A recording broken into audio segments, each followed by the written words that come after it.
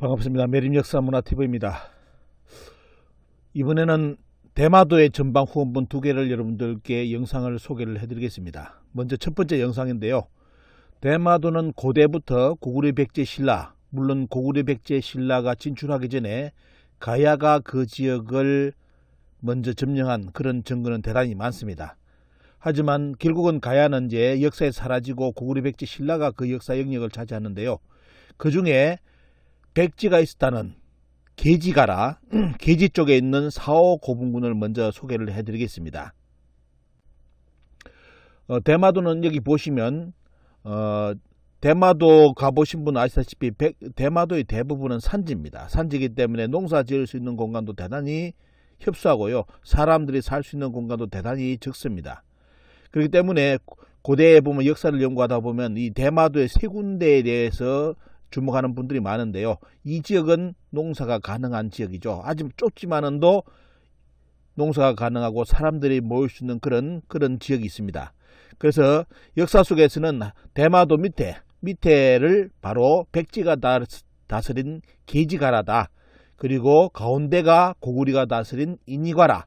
그리고 위에가 신라가 다스린 자오가라고 되어 있는데요. 실제 대마도에 가보시면 계지, 인이, 자오라는 지명이 아직도 그대로 살아남아 있습니다. 일본 서기의 고구려 백제 신라 가야 기록과 사람들이 공부를 하다 보면 혼동하는 부분이 이 부분이 과연 일본 서기에 있는 고구려 백제 신라가 모두 한반도에 있는 고구려 백제 신라 가야냐, 아니면 고구려 백제 신라 가야가 외열도에 개척한 그런 풍국의 형태로서 또 있는 그런 고구려 백제 신라 가야가 있느냐, 이 문제에 대해서 정리를 해야 되는데 이런 문제를 정리 안 하다 보니까 일본서기라든지 고사기를 읽어보면 대단히 혼동스럽습니다. 물론 지금 한일사학계에서는 일본서기에 등장하는 고구려 백제 신라 가야는 모두 한국에, 지금 우리가 살고 있는 이 지역에 있는 걸로 포인트를 맞춰가지고 모든 해석을 하다 보니까 나중에 결국은 뭐냐, 가야가 임나라는 논리를 만들어내게 된 거죠. 하지만 실제 대마도와 구주를 답사하다 보면 그것이 아니라 바로 일본 서기의 본무대가 대마도에 있다는 느낌을 받습니다. 그 중에 계지가라, 인이가라, 자오가라. 가라는 여러분들 한자로 쓸 때 일본에서는 한으로 사만의 한자로 씁니다. 그래서 일본 서기의 사만이라는 것은 결국은 뭐냐면 삼가라를 뜻하는데, 일본 학자들하고 우리나라 학자들은 저 사만을 어디로요? 우리나라 사만으로 해석을 해가지고 하다 보니까 말 그대로 정한론, 임나 일본부의 논리를 만들어주게 된 겁니다. 하지만 대마도 답사를 가보면 여러분들 지금 화면에 보시는 것처럼 백제가 다스린 계지, 고구려가 다스린 인위, 신라가 다스린 자오가 지금도 그 지명이 살아남아 있습니다. 오늘은 그 중에 전방 후원분이 있는 지역이 바로 어디냐, 바로 대마도의 제일 아래 계지입니다. 계지에 가보면 이렇게 그 전방 후원분이 6개가 존재하는데요. 과거 제가 대마도로 갔을 때 이 지역 사람들에게 질문해 보니까 왜 여기에 개자가 뭐냐 하니까 바로 저것이 닭개자라는 겁니다. 닭개자. 닭개자기 때문에 닭개면 여러분들 떠오르는 것이 바로 백제의 향로 생각나죠. 우리는 봉황이라지만도 그 봉황의 발을 보면 그건 닭발입니다. 닭발이죠. 결국은 닭, 봉황은 연결되는 나라는 우리나라의 백제인데 그 지역에 전방 후원분이 남아 있습니다. 물론 많이 파괴됐지만도 대표적으로 여러분들이 눈으로 확인할 수 있는 큰 규모 한 30m, 한 20m 이상 되는 그런 고분, 그 고분을 가보시면 간판이 어떻게 되어 있냐면 바로 계지 지역에 있는 이제 전방 후원분을 소개하는 간판이 요리되어 있습니다. 대마도의 옛날에 어떻습니까? 옛날의 고분 형태다 쭉 해가지고 이야기되어 있고 일본 서기에 대한 기록도 쭉 이야기를 하면서 이 지역에 대한 이야기를 하고 있습니다. 하지만 이 문화유적을 설명할 수 있는 코드는 우리가 가지고 있지 일본 역사에서는 이 대마도의 전방 후원본에 대해서는 잘 알 수가 없죠. 그러다 보니까 대마도의 전방 후원본도 후반부에 만들어진, 고분시대의 후반부에 만들어진 전방 후원본으로서 다 취급하고 있습니다. 한국의 전방 후원본도 4세기로 간판 붙였다가 지금 6세기로 바꾸는 것처럼 지금 대마도의 전방 후원본도 뒤로 이렇게 시기를 늦춰가지고 지금 일본에서는 이야기를 하는데, 문제는 대마도의 전방 후원본을 가서 살펴보면 과연 이 전방 후원본이 6세기 말 그대로 전방 후원문의 마지막 가장 찬란한 시기, 거대 규모의 전방 후원문하고 아주 멋진 전방 후원문이 이렇게 등장하는 것이 그 시기인데요.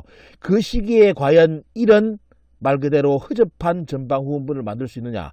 물론 뭐 밖의 모습이 허접하든 안 하든 안에 내부에 소장된 유물이 다른 대 전방 후원문하고 비교했을 때 그 시기가 맞다면 같이 연결할 수는 있겠죠. 그죠? 하지만 여러분들이 먼저 오늘 첫 영상에서 살펴보셔야 될 것은 과연 이렇게 쌓은 전방 후원문이 일본의 전방 후원문 시기에 가장 말 그대로 발전한 시기이면서 이제 서서히 역사에 사라져가는 그런 시기, 그 시기의 전방 후원문으로 치부할 수 있느냐를 여러분들 유심히 보시면서 이 영상을 살펴보시기 바랍니다. 가서 현장에서 주웠던 토기 조각들입니다.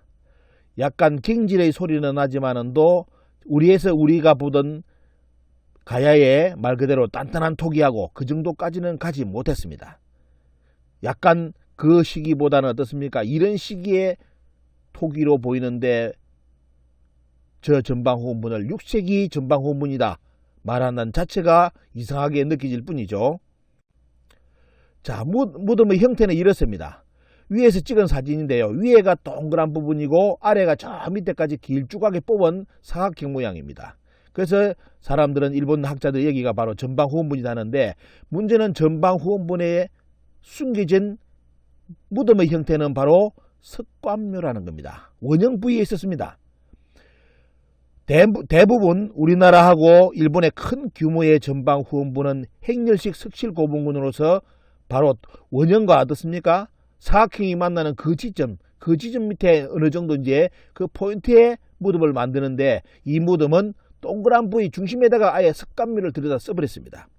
석관묘는 여러분도 아시다시피 북방계의 민족, 우리 민족도 포함되면서 북방 라인에서 발견되는 무덤의 형태죠.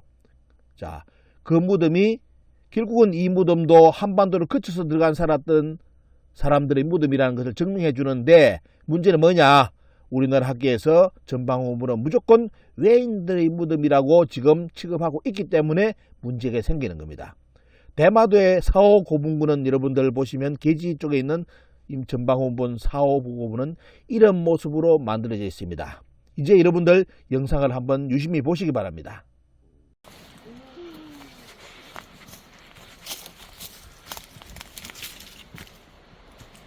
대마도의 전방 후원문입니다. 여기가 석실이고요. 석실이고 여기가 원형 부위의 석실이고, 다 이것은 인공으로 조성한 그런 무덤입니다.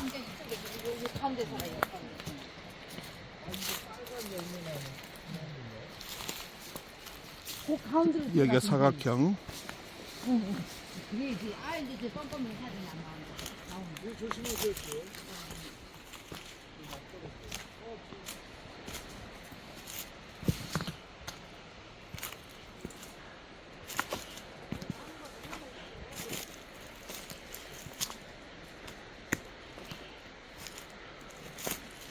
이 정도면 큰 규모인데,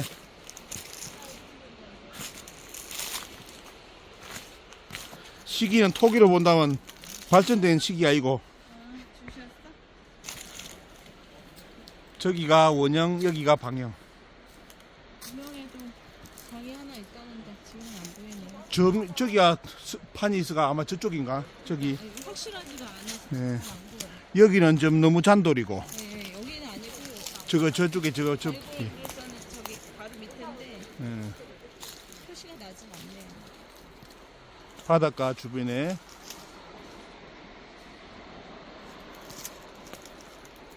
만들어진 전방 후원문.